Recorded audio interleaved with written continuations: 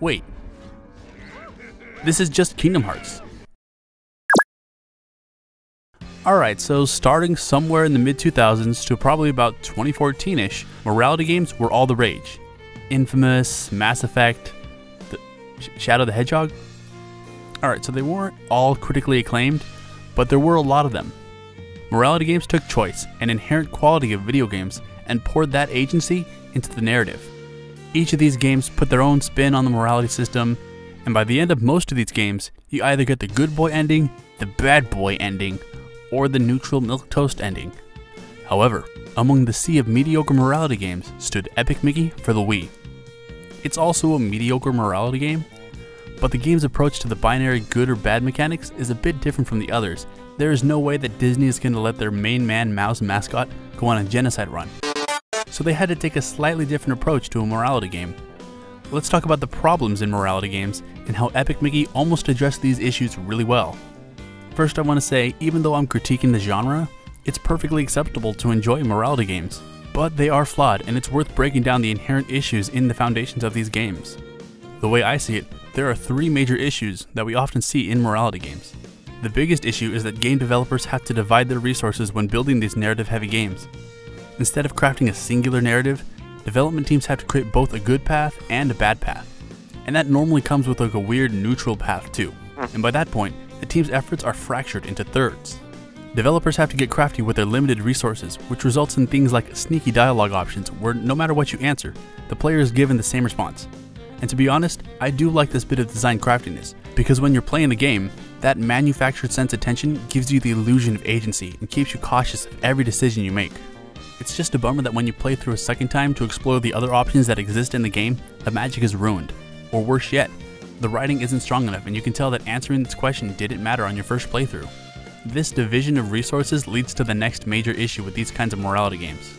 The true hero or villain routes tend to have the most development investment, and they end up being the most interesting stories. Unfortunately, true good and true bad endings rob value of real choice. The neutral endings we currently have typically don't feel rewarding, because the best experiences are often found when you go to one of the two extreme ends. The choices you make shouldn't be informed by wanting to game the system and get an optimal ending. I don't know if you've had the same experience that I have with these types of games, but whenever I've played a morality game and I've reached one of those choices, I'll typically make my decision based on the path that I'm already on. The actual context I'm playing through doesn't affect my play choice. I'll make the hero's choices because I want the hero's ending.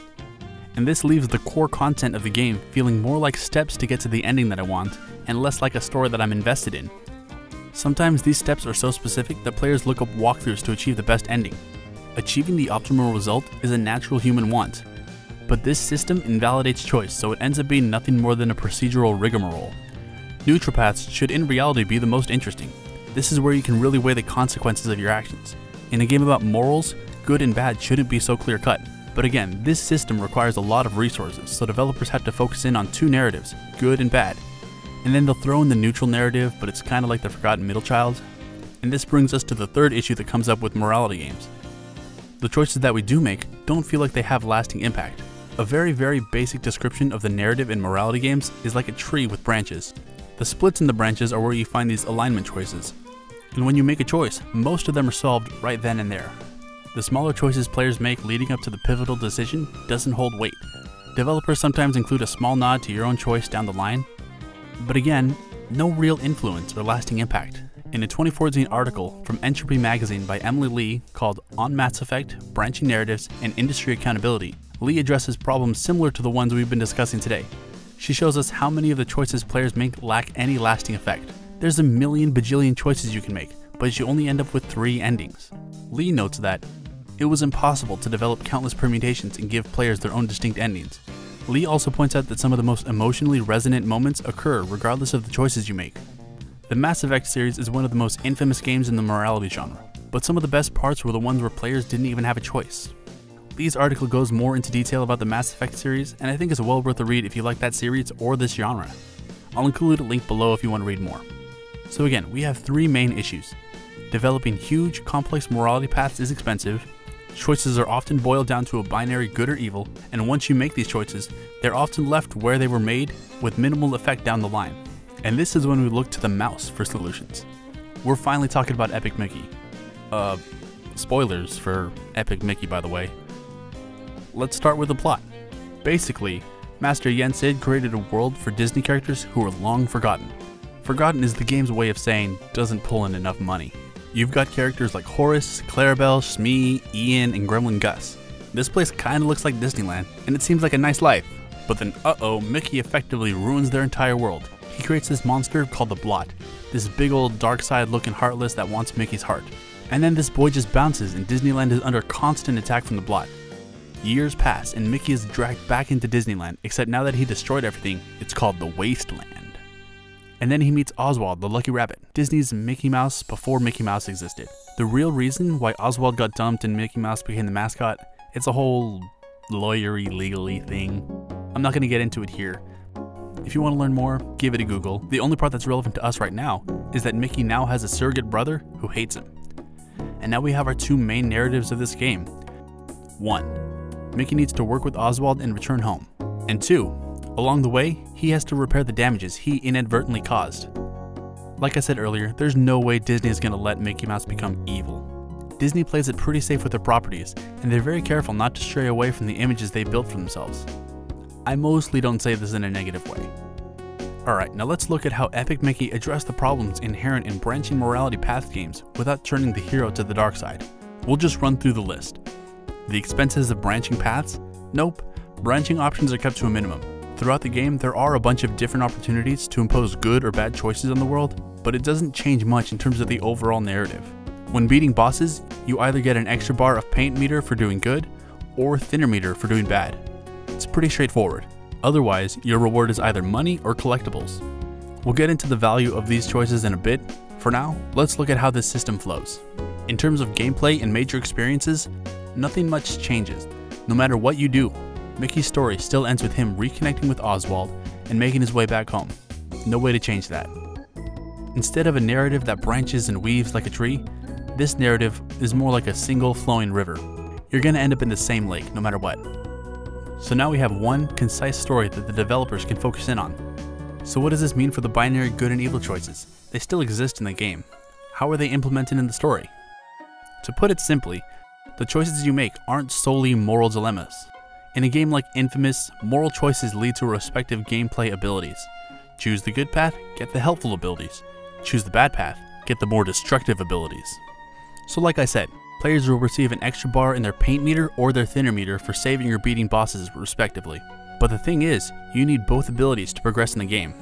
Throughout each level, you need to use both abilities to solve various problems. So even though paint is linked to good choices and thinner is linked to bad ones, they aren't necessarily good or evil abilities. And this is what creates the interesting moral conflict in the game. If you want to progress through the game as a hero, you get more paint, but now your thinner reserve is limited. Now, it's not a conflict of good versus evil, but a conflict of good versus achieving your goals. Will you do harm in order to help Mickey reach his primary goal of returning home? Or will you sacrifice your limited resources for the good of the residents in the wasteland? Including mechanical play as an active factor in the conflict rather than just a result of your moral action puts a lot more weight on the choices you make. Like I mentioned earlier, in most morality games, playing pure good or pure evil are typically the optimal route. However, in Epic Mickey, playing neutral and doing a more balanced amount of harm and good is technically the optimal way to play the game because you have more flexibility in terms of which resources you use and when. And I'm talking about casual play here. From my understanding, speedrunners play through the game with more harmful routes to get to that top speed.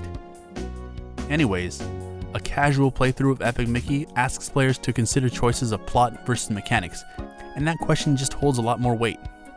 The last issue Epic Mickey has to solve is the fact that a lot of these choices don't have a lasting effect in the overall game. Now you might be wondering, if this game is a single narrative, how do the choices you make impact the story? Are good and evil meaningless? Is life meaningless? Well, for starters, like I said, choices controlling your resources causes your decision making to be an active component in how you play the game.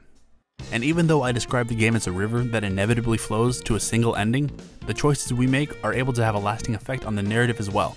The primary ending doesn't change. Mickey still gets his happy ending no matter what. However, the second narrative, about repairing the damages he inadvertently caused, can still be affected. In addition to saving or destroying bosses, you have the choice to help or abandon the citizens of Wasteland. How you interact with these characters affects the plot in subtle ways. It develops the atmosphere in the world. This game is a linear narrative, where the moral choices we make pit story against mechanics, instead of story against story. This has the same effect as branching narratives, but without the overt branching narratives. Anyways, the missions where you help out the citizens does play a role in the ending. Like I said before, Mickey building a relationship with Oswald and returning home, primary narrative, can't change it. But the second narrative, repairing the damages, can be changed. Helping or ignoring certain missions will give players a different cutscene at the end of the game. And this is honestly where so much of my emotional investment in the game lies. Celebrating Mickey's happy ending and then cutting to a sad Goofy head sitting in a jar is devastating. 14-year-old Isaac was so upset. Nothing about Mickey's ending changes if you help Goofy or the others, but you as the player have to sit with the fact that your inaction affected the other residents. The main narrative is linear, but along the way, the choices we make influence the conditions of the ending. As the game progresses down the river, morality choices color our experience in unique ways. To follow this river metaphor in a literal way, imagine that with each good and bad choice, you're pouring different colored paints into the river, and by the end, when we reach the lake, the experience is colored in a way that more clearly reflects our actions than a branching path's ending could. Now, while this does address these major problems in morality games, Epic Mickey isn't without its faults. Motion controls, janky platforming,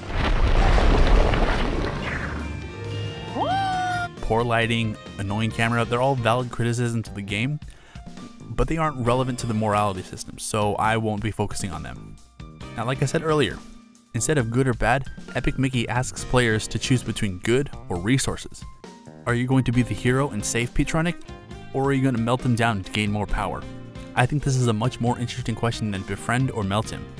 Unfortunately, this game kind of invalidates its own innovations. Thinner is pretty easily found in the world. You can find that stuff in all sorts of places by giving objects in the environment a good old whack. If items were more scarce in the wasteland, there would be a lot more weight to the question of good versus resources. I don't know if this choice was made to make the game more accessible to the younger Disney Wii demographics, but I think it's a strong possibility. Regardless, Epic Mickey is a little weaker for this choice. The game could have capitalized on limiting player resources by including more Beetleworks towards the end of the game. Now, Beetleworks are enemies that can only be defeated by Thinner. They are animatronic robots with regenerating paint armor that you have to thin away before hitting their blow up button. They're a real adversary because Thinner is required to beat them. This threat is heightened if we choose to be the good guy and limit our Thinner gauge. The other major enemy group, the Blotlings, are much more manageable to deal with because you can either befriend them with paint or melt them with Thinner. It's an extreme way to deal with people who you don't want to be friends with, but I don't judge.